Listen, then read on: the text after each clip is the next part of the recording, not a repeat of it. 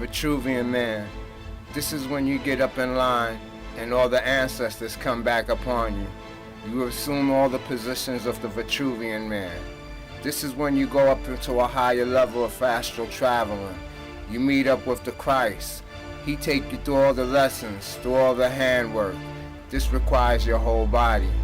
While holding the meditation, sitting in a chair looking up at Sirius star, a blue orb came tumbling down. It landed in my hand and started making tattoos all up my wrists. It was dragon images and all types of snakes and lizards. All of a sudden it started giving me these premonitions. It told me when ancestors used to go hunting, it was the starlight that shined on them that changed the texture of their skin. They always wait till it got dark because it made them like a camouflage. Ancestors never wore clothes. When starlight came, they transformed like those werewolves from Twilight.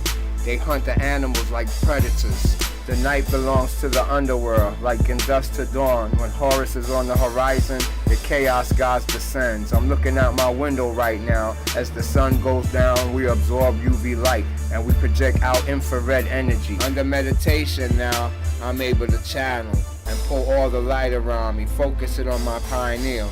Now when I did that, I learned from this teacher that I was kept going to whenever I went to sleep in a dream. I was on the side of a cliff of a mountain.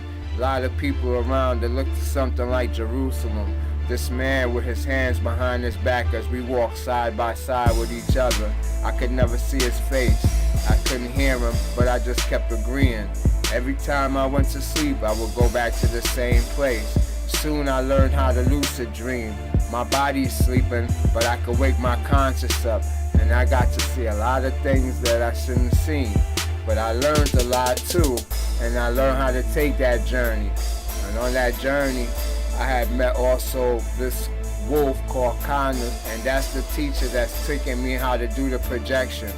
I met all of this through Set.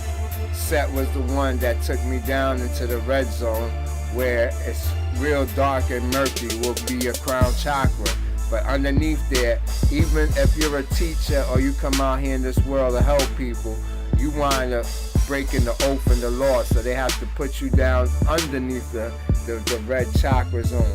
And that's where all the Sioux teachers is at. That's where all the Damians is at. So we take this journey right now as I take you into Cyrus through the wolf. He's the one that made me learn how to take the star and travel through it and journey through there.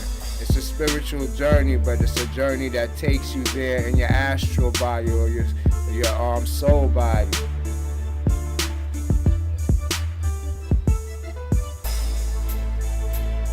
Following the laws of Ma'at, you have to know the rules. Mind is the creator of everything there.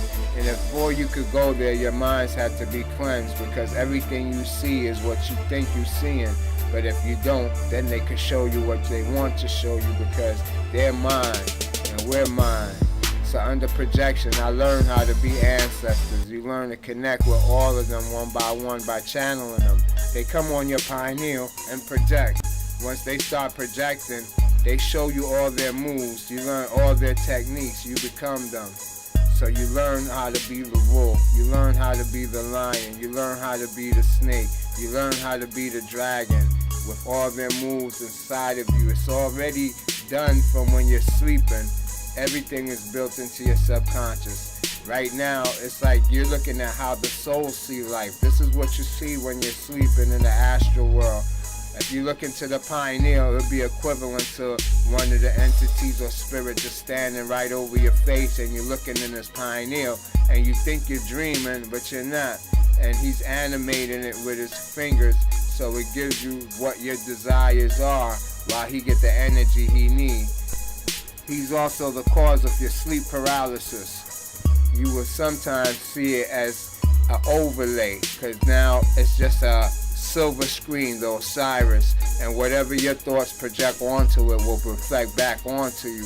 It's all part of what we think is dreaming and projections, but it's not. It's more to it. The way our ancestors work, they work in a covert way, and if you don't understand the darkness of your soul, they know already. They deal with it. We just don't. These is part of the lessons you learn when you learn to be black, how to unite yourself. One love. Also,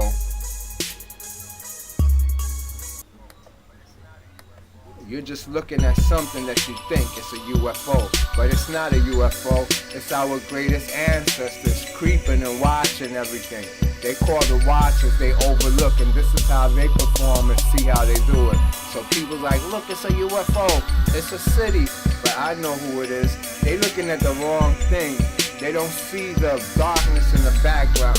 But we know from in the beginning as chaos gods, it's always a decoy. And you gotta really look for the eyes. The eyes is the key to the soul. Watch the universe, not the lights. University of Conscious Science. One love.